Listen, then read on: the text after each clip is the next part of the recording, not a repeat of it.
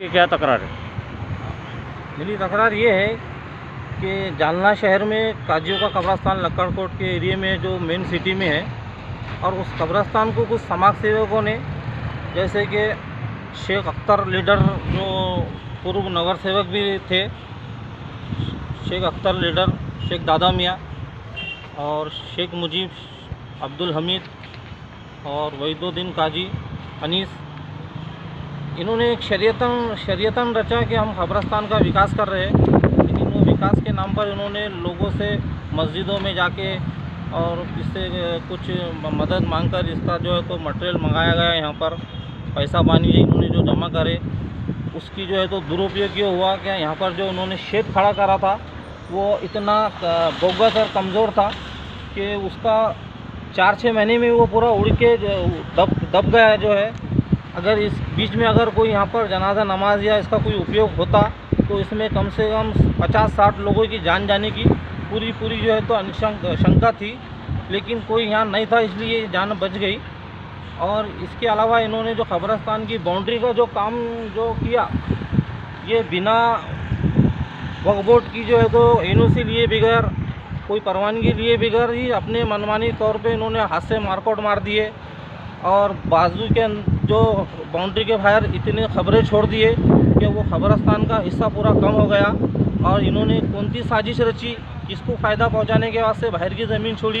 इसकी महाराष्ट्र वक्फ बोर्ड और यहाँ के ज़िला वक्फ अधिकारी ने पूरा स्थल पंचनामा करके इसकी जांच करके इनके ऊपर जो है तो क्रिमिनल कार्रवाई भी होना चाहिए। ज़मीन हड़पने की जो है तो इन्होंने साजिश रची, इसके तहत भी इन पर कार्रवाई होना चाहिए।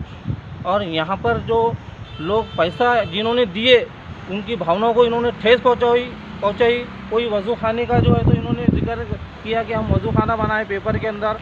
1 जनवरी का पेपर में इन्होंने इश्तिहार दिया था कि हमने वज़ू खाना बना दिया, लेकिन ये वज़ू खाना पूरा कांटियों से घिरा है, कोई इसका उपयोग करने जैसी लायक ये चीज़ नहीं रही यहाँ पर। और खबरों का यहाँ पर पूरा नष्टकरण किया गया है। और ये बाउंड्री वॉल सीधा जो है तो भूमाफिया को या कोई इनके रिलेटिव या इनसे जो इन्होंने लाभ उठाना चाहा पैसों का, उसके तहत उन्होंने कम कब्रस्तान की बाउंड्री घेर दी। तो इसकी तकरार आपने की है कि वक्फ बोर्ड ऑफिस इसकी में? तकरार हमने महाराष्ट्र वक्फ बोर्ड, एसपी ऑफिस और दीगर संबंधित इदारों को करे है। और हमारी इसको ये उम्मीद है कि इसकी पूरी जांच करके इनका पूरा काला चिट्ठा सामने आएगा। ये जो काजियों का कब्रस्तान है, महाराष्ट्र वक्फ गज़ीट में 1973 में नोंद है, लेकिन इसका कुछ समाज सेवकों ने अपना जो है तो फ़ायदे उठाने के लिए इसके बाउंड्री का बिगर वक्फ बोर्ड की परमिशन के काम चालू किया और 3 एकड़ कब्रस्तान को 2 एकड़ में सिमट के रख दिया। ये कब्रस्तान के अंदर का हिस्सा आ रहा जो इन्होंने बाउंड्री मारे, और उसके अलावा जो कब्रस्तान के बाहर इन्होंने ये जो खबरें छोड़ दी।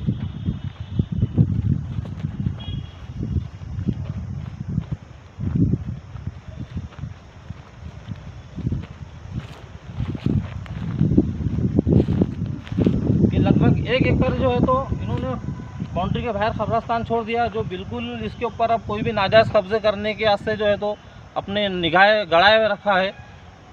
और ये सीधा कब्रस्तान को नुकसान है। इसमें बहुत पुराने खबरें जो ये अभी तो ज़मीन दोस्त कर दी, ये ज़मीन लेवल दिख रहे, और कुछ खबरें जो पुरानी हैं काली जो पत्थर के वो उधर साइड में है, जो ये कब्रस्तान के बाउंड्री के बाहर इन्होंने रख दिया।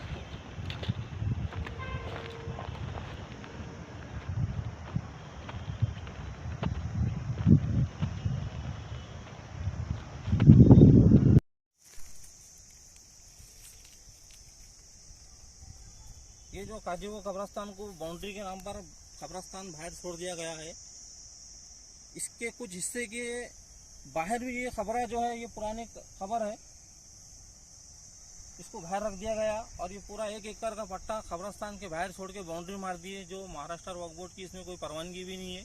और मनमाना तौर पे शेख अख्तर लीडर, शेख दादा मियाँ ने अपने मनमानी तौर पर इसका एक संगठन बनाया और ये पूरे कब्रस्तान को एक ठगने का इन्होंने पूरा परपोगंडा चलाया।